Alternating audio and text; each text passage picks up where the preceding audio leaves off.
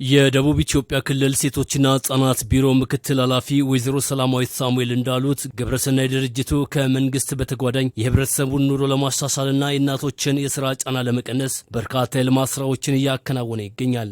ሴቶች በተለያዩ የገቢ ማስገኛ ስራዎች ተሰማርተው ኑሯቸውን እንዲያሻሽሉ ድርጅቱ የበኩሉን እየተወጣ መሆኑን ወይዘሮ ሰላማዊት ተናግረዋል። እናቶች ገንዘብ ከማይከፈልባቸው ስራዎች ጫና ለመቀነስ የሚሰሩት ስራ እያንዳንዱ ቀበሌ ላይ ህጻናት ማቆያ ቁሳቁስ አሟልቶ ህጻናት እስከ 9 እስከ 10 ሰዓት እዛውሎ እስከ 9 ሰዓት እስከ 10 ሰዓት ተራ በተራ እናቶች ዛሬ ሌላ ነገ ሌላ ተራ በተራ ህጻናትን እዚህ አስቀምጦ የራሳቸውን ስራ ይሰራሉ፣ ይነግዳሉ።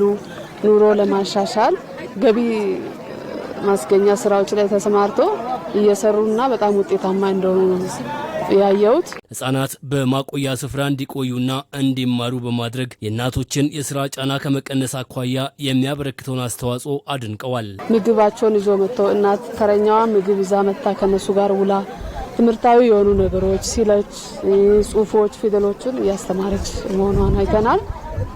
ጥሩና ደስ የሚል አሁን ይሄ እንደ ገጠር ቀበሌ ላይ ትልቅ ለኛ በጣም ውጤታማ የሆነ ስራ ነው ብዬ ነው ማስበው። የባይራ ኮይሻ ወረዳ ዋና አስተዳዳሪ አቶ አዝማቹ ዳዊት በበኩላቸው ድርጅቱ በወረዳው በ6 ቀበሌያት ውጤታማ የልማት ስራዎችን እየሰራ መሆኑን ገልጸዋል። ሪፍሌክት በወረዳችን በ6 ቀበሌ ትልልቅ ስራዎችን እየሰራ ለውጥ እያስመዘገበ ይገኛል።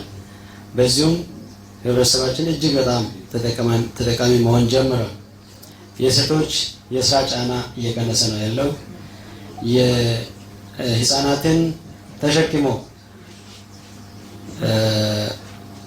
ለችግር ሲጋለጡ የነበሩ ሰዎች ወይም እናቶች ልጆቻቸውን ማቆያ ቦታ ላይ ቁጭ አድርገው ስራቸውን እየሰሩ ነው ያሉት። መተጋገዝን ተምረዋል።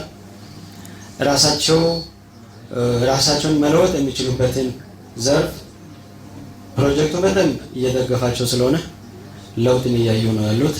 እኛም እጅግ በጣም ደስ ብሎናል። የሪፕል ኢፌክት ኢትዮጵያ ወላይታ ፕሮጀክት አስተባባሪ አቶ ታሪኩ ውበቴ ድርጅቱ በወላይታ ዞን በ6 ወረዳዎች የተለያዩ የልማት ስራዎችን እያከናወነ መሆኑን ተናግረዋል። ቀጥታ ተጠቃሚ የሚያደርጉ የተለያዩ 2 ፕሮጀክቶችን በዋናነት በዚህ ሰዓት እየተገበረ ይገኛል።